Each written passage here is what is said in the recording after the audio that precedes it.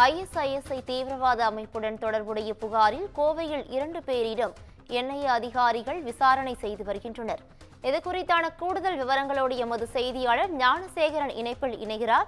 ஞானசேகரன், வணக்கம். இது குறித்தான முழு விவரங்கள். வணக்கம் பவித்ரா.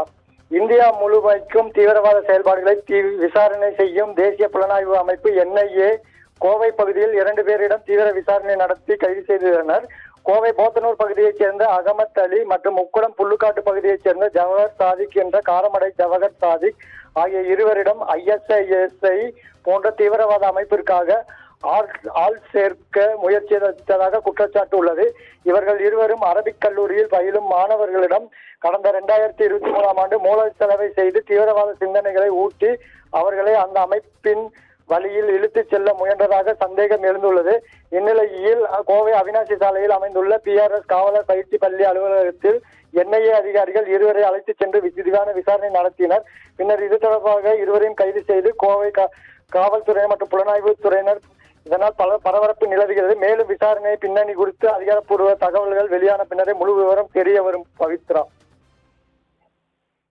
கூடுதல் விவரங்களுக்கு நன்றி ஞானசேகரன்.